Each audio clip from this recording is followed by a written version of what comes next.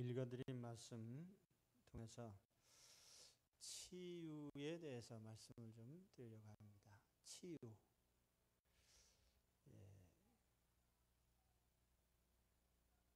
예수님이 가버나움에 들어가시니 집에 계시다는 소문이 들린지라 많은 사람이 모여서 문 앞까지도 들어설 자리가 없게 되었다. 예수님의 출생지가 어디죠? 베들레헴. 예수님이 30년 동안 사신 곳은 나사렛. 그리고 예수님이 공생애를 시작하신 곳은 가버나움. 아침에 얘기했잖아요. 그래서 공간복음에 보면은 가버나움이 자주 나옵니다. 예수님께서 사역을 시작하실 때 이제 갈릴리에 오셔서 가버나움에서 21절에도 가버나움에 들어가시고 또 2절에 오늘 2장에도 다시 가버나움에 들어가시고 그래서 분명히 예수님의 거처가 가버나움에 있으셨던 것 같아요. 근데 예수님의 소문이 벌써 많이 퍼졌습니다. 예수님이 환자들을 고쳐주신다. 뭐 예나 지금이나 명의가 있다고 하면은 뭐 정신없이 사람들이 몰리죠. 지금도 텔레비에 어느 분야에 누가 잘 고친다고 하면 아주 거긴 뭐 문전성시를 이룹니다. 예수님이 3대 사역, 말씀을 천국 복음을 전파하시고 또 가르치시고 또 고치시고 3대 사역이라고 그래요. 그래서 이 마가복음에도 보면 벌써 1장에도 여기 베드로의 장모님이 열병으로 누워 있는 거 고치고 32절에도 모든 병자, 귀신 들린 자, 각종 병, 많은 귀신 이런 고쳐주셨어요. 40절에 보면 나병 환자, 그리고 오늘 본문에 보면 중풍병자, 또 뒤에 가서 보면은 혈루병자 또는 야히로의 딸, 뭐 여러 환자들이 계속 고침을 받는 장면을 봅니다. 그래서 우리가 예수 믿는 것은 우리에게 끊임없는 치유의 기회가 주어지는 거예요. 그래서 예수 믿는 사람들은 항상 예수님을 통해서 고침을 받는 삶을 살아야 됩니다. 우리 그리스도 안에는 항상 치유가 있어요. 고침이 있어요.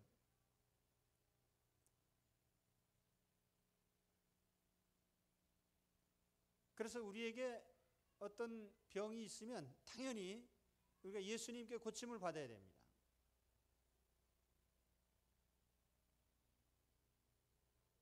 그럼 모든 병은 다 예수님께 고침을 받아야 되느냐? 그렇습니다.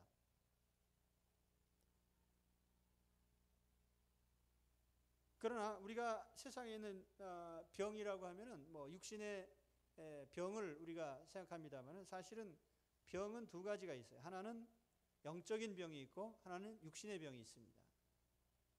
때에 따라서 우리의 육신의 병은 모든 병원에서 의사들을 통해서 고침을 받습니다.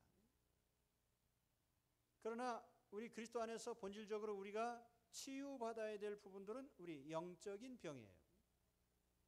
그리고 영적인 병과 육신적인 병은 연관성이 있기도 하고 없기도 합니다. 이제 그 점에 대해서 오늘 이제 말씀을 나눠보려고 합니다. 오늘 말씀에 나오는 환자는 중풍병자예요. 성경에 여러 환자들이 나옵니다. 보면 뭐 앞 못 보는 사람도 있고 걷지 못하는 사람도 있고 또는 말 못하는 사람도 있고 그리고 여기 있듯이 중풍병자 또 나병 환자. 근데 사실 이 성경의 병들이 상징성이 있는 병들이에요.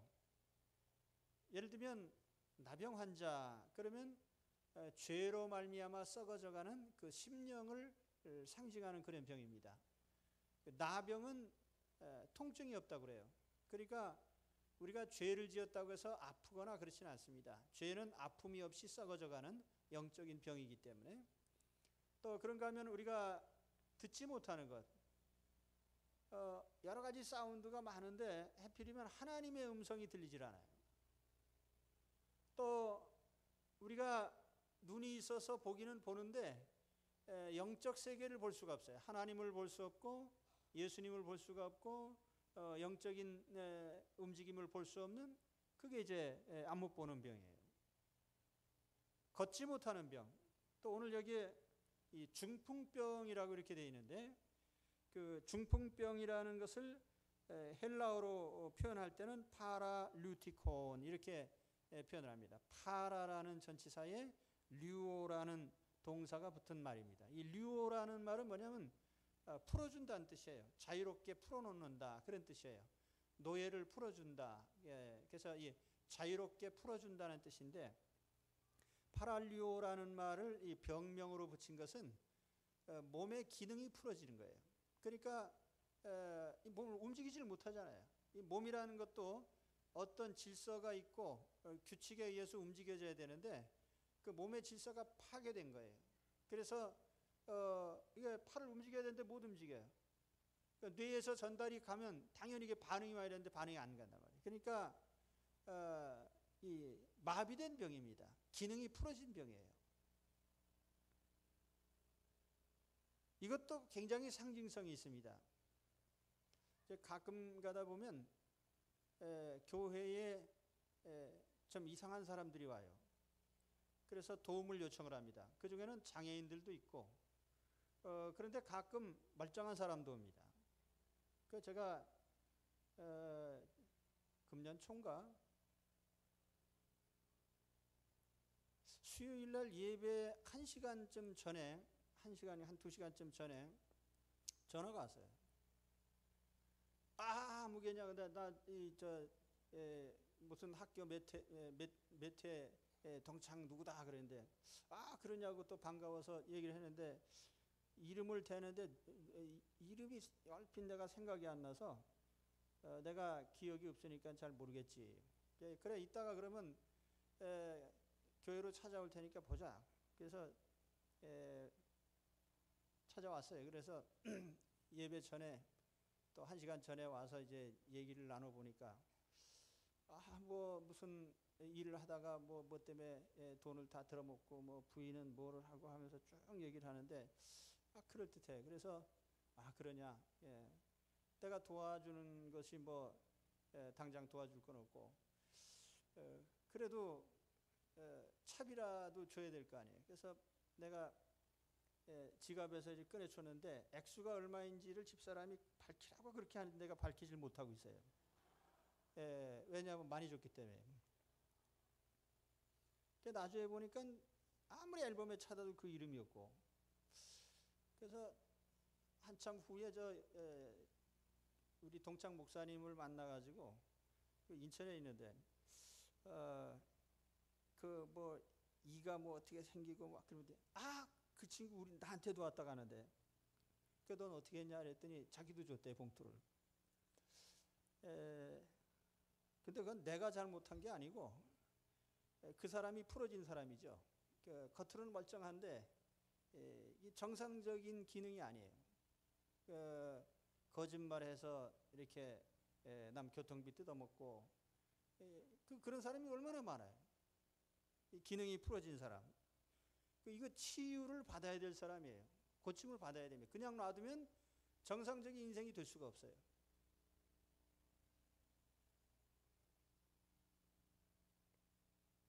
이런 우리의 그 마음의 병, 또 우리의 각종의 병을 고쳐야 됩니다. 우리가 예수 믿으면 항상 건강을 유지해야 되는데 육신적 건강도 유지해야 되고 영적인 건강을 우리가 유지해야 됩니다. 이게 아주 첫째로 중요한 거예요. 그래서 우리가 하나님의 교회에 나와서 여러 가지 우리의 질병들을 매번 고침을 받으셔야 됩니다. 여러분, 그래서 마음의 병, 지금도 마음의 병이 있는 분들이 있을 거예요. 뭐 여러 가지 병들이 있습니다. 뭐 우울증에 빠진 사람도 있고, 별로 살고 싶은 생각이 없는 사람도 있고, 의욕이 떨어진 사람도 있고, 또 사람이 미워져서 빠끔이 나왔다 가는 사람도 있고 여러 계층의 병이 있단 말이에요. 그 고쳐야 돼요. 치유를 받아야 돼요. 그 주님의 이름으로 오늘 고침을 받기 바랍니다. 이거 고쳐야 돼요. 그 어떻게 해야 되느냐? 가장 중요한 것은 예수님을 만나는 거예요. 뭐 다른 거 없습니다. 여기에 이 중풍병자 본인도 믿음이 있고 그 주변에 있는 4사람이 침상을 들고 왔는데 다 이 믿음이 있어요. 그래서 5절에 가서 보면은 예수께서 그들의 믿음을 보셨다 그랬어요. 그들의 믿음을 보시고 예수님을 만나야 되겠다는 그 믿음을 굳게 갖고 있었어요. 예수님을 만나고자 하는 갈망, 내가 예수님을 반드시 만나야 되겠다. 거기서부터 치유가 되는 겁니다. 병원이 많이 있지만은요, 어떤 병에 대해서 특별한 능력을 가진 분들이 있습니다. 근데 그런 병원에 가면 3년치 예약이 돼 있어요, 벌써. 그렇게 해서라도 만나는 사람은 고침을 받습니다. 그러나 뭐 그게 다 그것이 뭐 별수가 있나 그러고 있으면 또 그러면 그대로 우리가 정말 내 영적인 병과 마음의 병과 내 모든 걸 반드시 고쳐야만 되겠다라고 생각하면은 예수님을 반드시 만나셔야 돼요. 뭐 한 달을 걸려서 뭐 1년을 걸려서 예수님을 만나더라도 반드시 만나야만 치료가 됩니다. 여기 중풍병자와 그 동료들이 가지고 있는 남에게 없는 게 뭐냐 하면은 반드시 예수님을 만나겠다는 열입니다. 예수님 만나지 않으면 안 되겠다는 거죠. 오늘 우리의 모든 삶에 있어서 치유와 회복이 오직 예수님을 만나는 데서부터 일어납니다.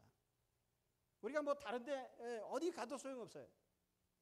예수님을 만나는 게 첫째예요. 우리가 뭐 기도원을 가고 무슨 금식을 하고 목적은 한 가지예요. 예수님 만나겠다는 겁니다.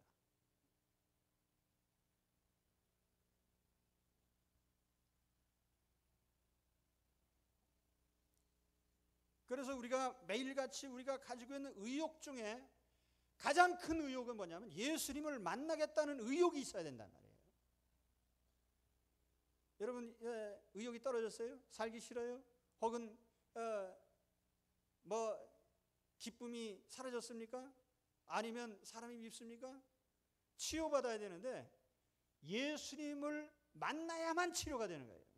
그러니까 예수님을 만나기 위해서 전심전력을 기울이란 말이에요.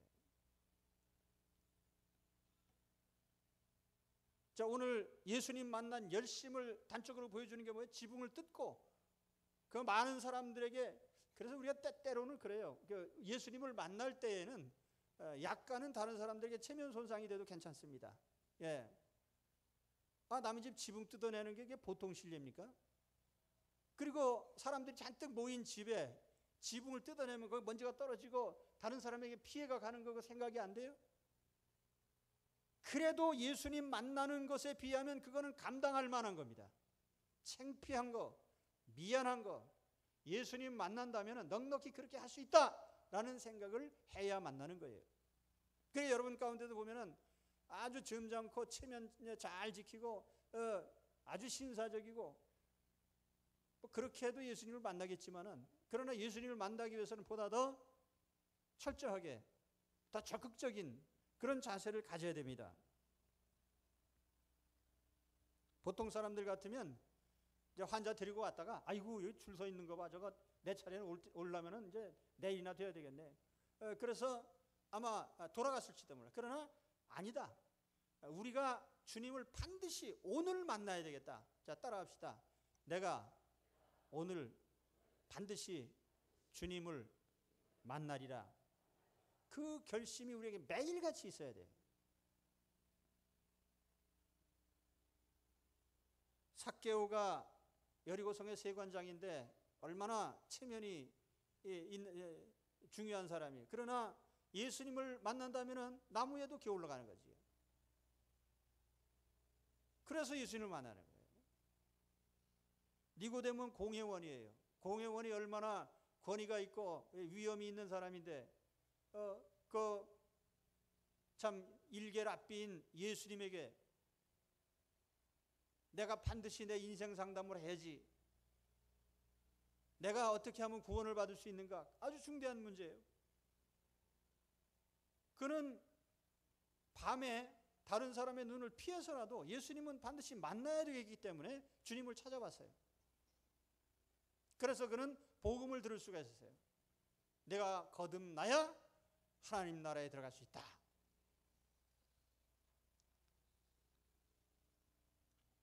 열두 해를 혈루증으로 고생하던 이 여인도 자기 자신이 부정한 병인 것을 알면서도 군중들이 싫어하는 것, 이 피에 접촉하는 거 유대인들을 가장 부정하게 여겼어요. 그래서 피 흘리는 이런 병 있는 사람들은 멀리합니다. 그러거나 말거나 예수님을 만나는 것이 나에게는 너무나 중요한 일이기 때문에 사람들을 뚫고 예수님께로 다가와서 옷가라도 내가 반드시 만지겠다 하는 그런 결심으로 주님을 찾아왔어요. 주님을 만나기 위해서는 삭개오가 되고 니고데모가 되고 이 혈루증의 여인과 같은 그런 마음이 있어야 됩니다. 우리가 얼마나 사는데 열심 냅니까? 예수님 만나는데 그만한 열심을 내면 안 될 일이 없어요.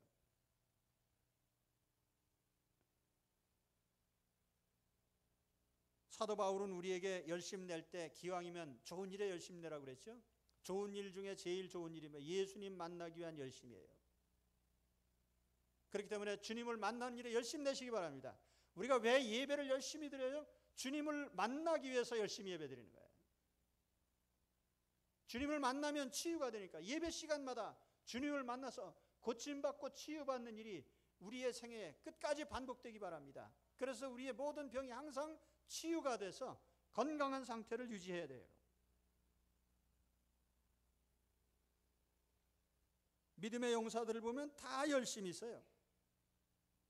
그래서 엘리사도 보면은 스승인 엘리야를 따라가는데 열심히 있어요. 다른 제자들은 다 스승이 하늘로 올라가는데 이제 끝났지 뭘 또 따라가느냐. 그러나 엘리사는 끝까지 따라갔어요. 하나님이 데려가시고 하늘로 올라갈 때까지.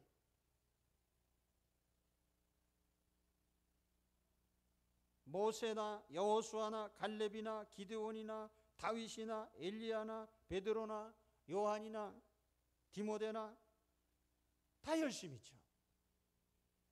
예수님 만나는 열심. 바로 예수님을 만날 때 우리의 모든 문제는 거기에서부터 해결됩니다. 그래서 주님을 만나는 것이 우리 최우선이 돼야 돼. 모든 삶에 있어서. 내가 어떤 사람을 만나고 비즈니스를 하고 또는 자녀들과의 관계가 있고 모든 관계 중에 예수님을 만나는 것을 최우선으로 하는, 거기에서부터 모든 문제는 풀려지는 겁니다. 그런데 예수님 만나는 걸 뒤로 하고 사람을 먼저 만나고 인간적인 것에 먼저 우리가 열의를 내고 할 때에는 문제가 그렇게 쉽게 풀리질 않아요. 자, 우리의 모든 치유는 예수님을 만나는 데서 일어납니다. 이게 오늘 말씀에 우리에게 가장 중요한 메시지예요. 예수님을 만나라.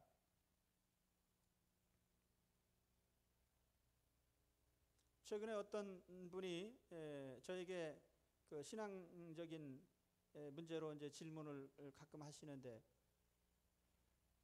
질문의 요지가 뭐냐면 내가 어떻게 하면 예수님을 만나고 예수님과 같이 예수님을 따라갈 수 있겠습니까? 그래서 나는 많은 사람들의 신앙 상담을 하지만은 이렇게 본질적으로 접근해 오는 분을 아주 오래간만에 만났어요. 그래서 제가 그 답변을 하면서 내 자신도 돌아보게 돼. 가장 본질적인 문제를 이분은 찾고 있구나. 예수님을 어떻게 하면 내가 매일같이 주님을 만날 수 있나? 주님의 뜻을 어떻게 내가 알 수 있나? 내가 한 일이 주님의 뜻과 일치된 걸 내가 어떻게 알 수 있나? 그래서 주님을 만나는 그 일에 모든 초점을 맞추는 이것이 우리 그리스도인의 삶인 것입니다. 주님을 만났을 때 첫 번째로 주어진 선물이 뭐죠? 소자여 안심하라, 내 죄 사함을 받았느니라. 죄 용서 받는 것이 가장 큰 선물이었어요. 그런데 죄를, 예를 들어서 살인마 고재봉이가 날 보고 내 죄 사함을 받았느니라 그러면 내가 어떻게 생각하겠어요? 도적놈이 무슨 자기 죄도 감당 못하는 놈이 남의 죄를 어떻게 해요? 그렇죠? 죄는 용서할 권세가 있는 사람이 용서해야 돼. 용서할 권세가 있는 분이 용서해야 돼요. 그러니까 이 세상에 죄를 용서할 권세가 있는 분은 예수님밖에 없어요. 그러니까 유대인들이 마음속으로 저 사람 누군데 감히 죄를 용서한다고 하지? 이건 신성모독이야. 예수님께서 그들의 마음을 꿰뚫어 보셨어요. 무슨 소리냐? 내가 지금 이 걷지 못하는 사람에게 일어나 걸어라 라고 말하는 것하고 내 죄사함을 받았니라고 말하는 것하고 어떤 게 더 쉽겠느냐? 우리에게는 죄사함 받았느니라 하는 게 더 쉬워요. 지금 나보고 하라 그래도 일어나 걸어가라 이런 말은 난 잘 못해. 이게 말대로 돼야 말이지. 중풍병자에게. 또 아니면 어떤 목사님 그런 간증도 제가 들었어요. 큰 교회 목사님인데 자기 교인 하나가 정말 순수한 마음을 가진 분이에요. 와가지고 이분이 실명을 했거든요. 그리고 나는 이제 주님의 말씀을 100% 믿고 이제부터 내가 40일 동안 금식을 하겠습니다. 내 눈이 떠질 줄 믿습니다. 목사님 같이 기도 좀 해주십시오. 그 목사님 마음이 편했겠어요? 걱정되는 거지 그 순간부터. 야, 내가 예수님의 능력에 10,000분의 1이라도 가졌으면 당장에 눈 뜨라고 할 수 있을 텐데 평신도가 눈 뜨기 위해서 금식기도 하는 게 걱정이 돼. 과연 주님께서 떠주시게 하실까? 그죠? 근데 금식의 결과가 어떻게 됐어요? 예. 결과는 그대로예요. 그래서 목사님이 금식한 것보다도 결과에 대해서 더 걱정이 되는 거예요. 저분이 성경을 순진하게 믿었는데, 순수하게 믿었는데 그대로 안 됐단 말이에요. 그러면 실망할까 봐 걱정이 된 겁니다. 그래서 봤더니 이분이 더 큰 은혜를 받아서요. 괜찮습니다, 목사님. 저는 영적인 눈을 떴습니다.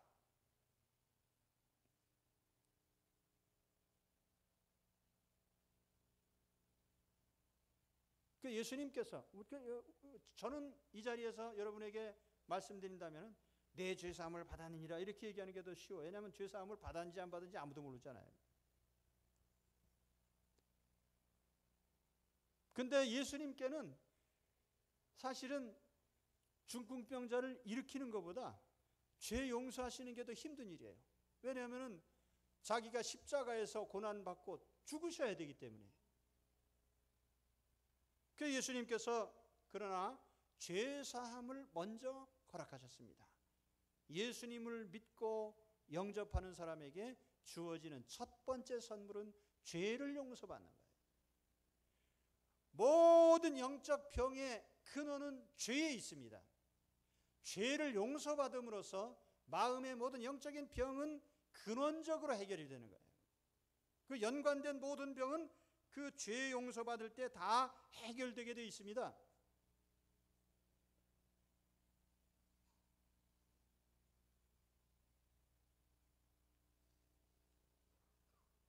이 죄와 질병은 사실 상관관계가 있어요. 그런데 이게 상관관계가 있기도 하고 없기도 합니다. 죄와 질병이 상관관계가 있다는 것은 인류의 보편적인 죄 때문에 인간이 병든 것. 그러니까 인류의 죄, 아담의 죄, 인간이 죄를 짓는 그것 때문에 인간 사회에 병이 있는 거예요. 하나님이 내리신 징벌이에요. 인류를 향한 질병은 하나님의 징계입니다. 그러니까 이 질병은 사라지지 않아요. 뭐 우리가 뭐죠? 이 얼굴 엉는 그 병. 예? 그 이제 인류 사회에서 이제 퇴치가 됐다 그래요. 우리 어렸을 때 그런 병을 앓는 사람들이 있습니다. 그 어떤 병은 퇴치가 됐다 그러는데 사실은 또 새로운 병이 생겨나요. 알 수 없는 병이 자꾸 생겨나는 겁니다. 뭐 광우병, 그거 뭐 옛날에 들어본 일이에요. 알지도 못하는 뭐 조류독감, 뭐 신종플루, 그 암을 정복하면 인류의 병은 다 끝나느냐? 아닙니다. 또 어떤 병이 나타날지 몰라요. 병은 하나님이 인류에게 내리신 징계이기 때문에 모든 사람들에게 보편적으로 내려지는 겁니다. 너는 흙이니 흙으로 돌아갈지니라. 그래서 성경에는 그 하나님께서 믿음의 결과로 하나님의 신실한 자녀들에게 병을 내리지 않겠다고 하는 그런 약속이 여러 군데 나타납니다.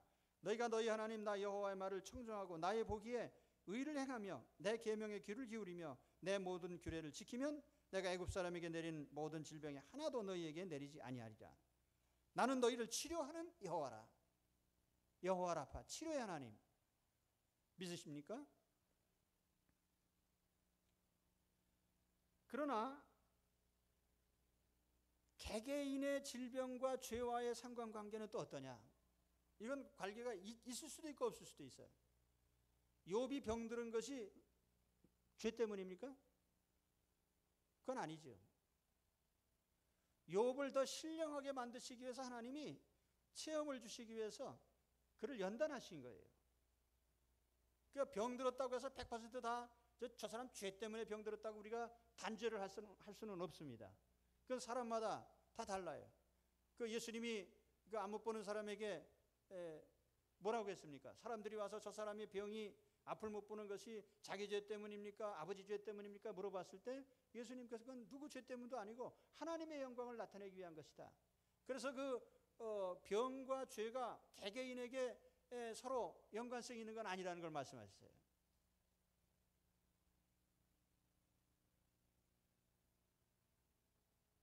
바울의 경우에 보면은 물론 바울도 일평생 그 지병이 있었어요. 그걸 육체의 가시라 그랬는데 하나님 앞에 고쳐주시기를 아마 3번이나 간절히 기도했는데 하나님께서 야 그만하면 됐지 뭘 또 고치려고 하냐.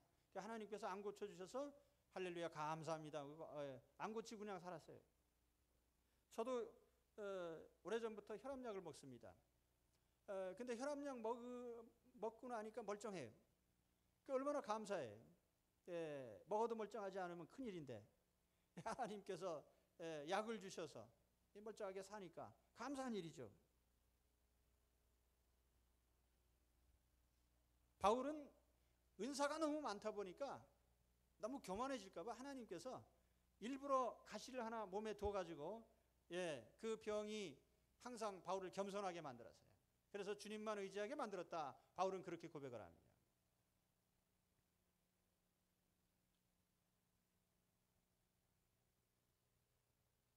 그런데 오늘 말씀을 보니까 주님께서 이 중풍병자에게 내 죄 사함 받았다 라고 선언을 하신 바람에 죄가 깨끗이 용서됐습니다. 그럼 영적인 치유가 끝났죠? 그럼 육신의 이 중풍병은 어떻게 됩니까? 이 육신의 병과 죄 용서는 서로 상관관계가 있을 수도 있고 없을 수도 있어요. 이것도 바울처럼 죄 용서받았다고 해서 병이 싹 다 달아나는 거 아니에요. 욥처럼 하나님 앞에 신실한 사람이라고 해서 병이 안 걸리는 법도 없어요. 그러니까 그것도 함부로 단죄해서는 안 되는 거예요. 적어도 우리가 확신해야 되는 것은 죄 용서 받은 사람은 영적인 병은 말끔히 고쳐졌다는 사실입니다. 이걸 우리가 마음의 확신을 가져야 되는 거예요. 그걸 감사해야 되는 거예요. 마음의 병을 고침받았다는 것. 그게 더 중요한 것이니까. 제가 요한복음 보면서 처음에 육신의 병 때문에 예수님을 믿기 시작했지만은 요한복음을 읽으면서 은혜 받아서 내가 영생을 얻었다는 것 때문에 아주 큰 기쁨과 위로를 받았어요. 그래서 하나님 앞에 제가 기도를 바꿨습니다. 육신의 병은 고쳐주셔도 좋고 안 고쳐주셔도 좋습니다. 이제 내가 영생을 얻은 것에 대해서 만족하고 감사합니다. 그래서 육신의 병은 2차적으로 내가 하나님 앞에 감사할 때에 그것이 몇 년 지난 후에 하나님이 고쳐주셨습니다. 지금도 제가 예수 믿게 된 동기가 육신의 질병이기 때문에 병에 대해서 예민해요. 제가 건강에 대해서도 하여튼 상당히 그 신체적으로 예민합니다. 그래서 공기가 여기 이 공기 중에 지금 탄산가스 뭡니까? 일산화탄소 분량이 얼마나 되나? 그 농도가 약간 높으면 벌써 거리 띵하고 신호가 와요. 숨 쉴 때 제가 호흡기 질병을 알았기 때문에 그 공기에 대해서 예민합니다.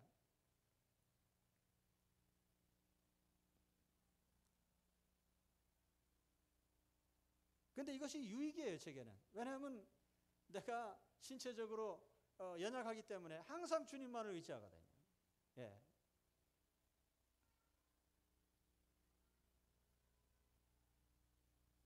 어떤 환자들은 육신의 병을 고침받고 영적인 치유는 못 받은 상태도 있습니다. 그 예를 들면 누가복음 17장에 10명의 나병 환자가 와서 고침을 받았는데 예수님을 믿기 위해서 찾아온 사람 한 사람밖에 없어요. 그러니까 육신의 병과 영적인 치유가 별개예요. 오늘 여기 중풍병자가 복을 받은 것은 뭐냐면 영혼의 치유도 받고 육신의 치유도 받았기 때문에 축복이 된 줄 믿습니다. 그런 온전한 치유가 있으시기를 축원합니다. 그러나 순서를 바꾸면 안 돼요. 육신만 치료받고 영혼 치료받으면 치료받으라만 해요. 그 무드셀러가 969년 살았다고 해서 우리가 다 부러워합니까? 아무도 안 부러워해요. 왜냐면 오래 산 것 자체는 아무 의미가 없어요. 그 사람이 하나님 품 안에 갔느냐 안 갔느냐 이게 문제지. 하나님의 자녀가 되고 영혼 구원 받았으면 그것은 오래 살지 못했어도 축복이지만 900년 살았어도 지옥에 가면 그건 아무 소용이 없는 거예요.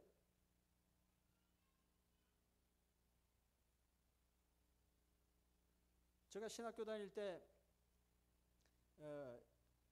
신약신학을 가르치셨던 그 신성종 교수님이 계시는데 그분이 충현교회와 또 대전의 큰 교회에서 목회를 하시다가 어느 날 갑자기 저쪽에 내가 주의 이름으로 진짜 주님 기뻐하신 일을 하겠다고 훌쩍 또 선교하러 떠나셨어요. 그런데 양반이 꿈을 꿨는데 천국에 보니까 거기에 한국에 알만한 유명한 목사님들이 참 그 엉성한 데 가 있더라는 거지. 근데 자기도 보니까 이게 상급이 신통치 않은 거예요. 그래서 이분이 마음에 충격을 받았다고 합니다. 야, 이게 아니다. 오늘 우리도 그래요. 세상 살면서 이것저것 외형적으로 잘 돼서 축복 많이 받았네 하는 것 같은데 영적으로 보면 아무 상급이 없는. 그 천국에 가긴 가는데 아무 상급도 없는.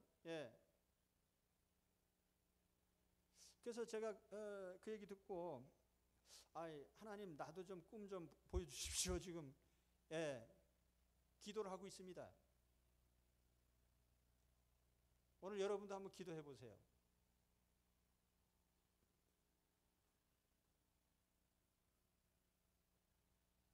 영혼의 치유가 우선입니다. 그래서 영적 치유를 받으시면 육신의 병 걱정 안 하셔도 돼. 고침 받아도 좋고 안 받아도 좋아요. 근데 반대로 육신의 병만 고치고 영적 치유를 못 받으면 건강해도 소용없어요. 몸은 멀쩡한데 기능이 상실이 되고 자기가 할 일을 못하고 다른 사람들에게 피해만 주고 그런 인생이 되는 겁니다. 가장 중요한 것은 죄의 심각성을 깨닫는 거예요. 우리가 늘 병 중에 제일 큰 병이 뭐냐? 그건 뭐 고혈압도 아니고 당뇨병도 아니고요. 죄의 병이에요. 죄의 병. 죄에 무감각한 병, 죄를 짓고도 멀쩡한 병, 이게 가장 심각한 병입니다.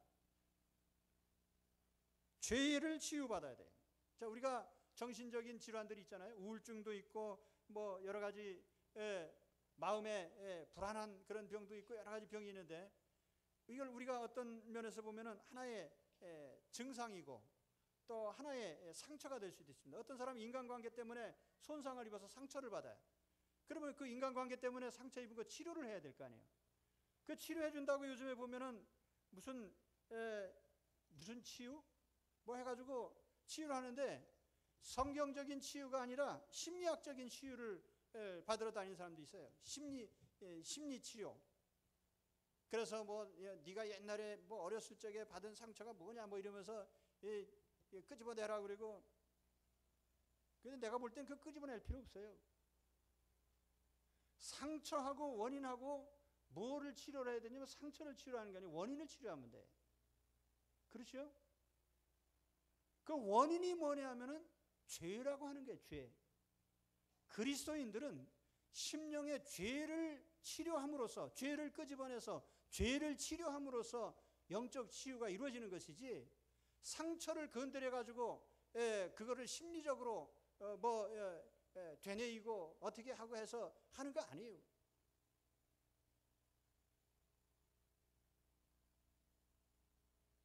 그래서 말씀드렸잖아요. 바울 같은 경우에 육신의 병은 고쳐지지 않았어도 건강하고 병 때문에 어떤 지장도 받지 않고 할 일 다 하고 이런 생애가 되는, 이게 건강입니다. 진짜 건강이에요. 몸이 좀 아파도 나 할 일 다 하고 자기 역할을 다 할 수 있는, 이게 건강 아니에요? 몸은 멀쩡한데 자기 역할을 못하는 게 병이지. 그래서 우리가 정말 중요한 병은 이 심령적 죄를 치료하는 겁니다. 죄가 모든 심령적 병의 원인이기 때문에 죄를 철저하게 끄집어내서 잘라버려야 돼요. 그래서 우리가 예수님을 믿으라고 했는데, 예수님 믿는 것과 또 동시에 뭐가 일어나야 되죠? 죄를 회개하고 자백하는 것이 우리에게 항상 필요한 겁니다. 이게 영적 치유에, 죄를 치료받는 가장 중요한 지름길이에요. 그래서 우리가 이 죄에 대한 자백이 항상 있어야 되는 겁니다. 그리스도인들은 하나님, 내가 죄인입니다. 하나님, 내가 잘못했습니다. 하나님, 이런 게 잘못됐습니다. 그래서 저도 이런 생각을 문득 합니다.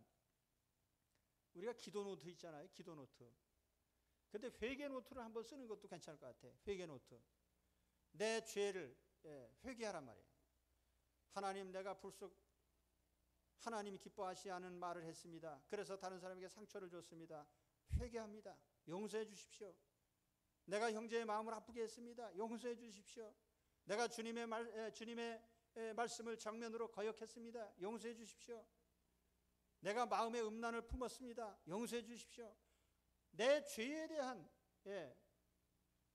주님 앞에 철저한 고백과 회개가 있을 때 우리가 주님을 모셔드리고 용서받는 치유의 열매가 나타납니다. 그래서 오늘 정말 우리가 매번 주님을 만나서 고침을 받되 이 죄의 치유를 받는, 저는 죄를 항상 암으로 생각해요. 암이라는 병이 어때요? 처음에 달라붙을 때 표시가 안 나요. 아프지도 않아요. 그런데 달라붙고 나면 나중에 이게 절단을 해야 돼요. 자, 발목에 뭐 암이 하나 생겼다 그럼 다리를 잘라야 돼. 얼마나 부자비해요. 근데 그게 사는 길이니까. 그 우리 죄라는 것도, 죄가 심령에 달라붙었다 하면은 무자비하게 잘라내야 돼요. 그렇게 회개해야만 고침을 받는 거예요. 죄를 회개하는 것과 죄를 용납하는 것, 죄를 무시하거나 용납하는 것과 천지 차이가 있는 겁니다. 죄는 철저하게 잘라내야 되는 그런 부분이에요. 암과 같은 것이기 때문에. 그래야 영적인 건강이 유지가 되는 겁니다. 그래서 오늘 주 안에서 이 죄를 철저하게 발본색원을 해서 죄를 잘라내고 치료받는 여러분들이 되시기를 축원합니다. 그래서 영적 치유 받으시고 또 더불어서 침상을 들고 걸어가라 하는 주님의 육신적인 치유까지 더 큰 은혜를 받으시기를 축원합니다. 기도하겠습니다.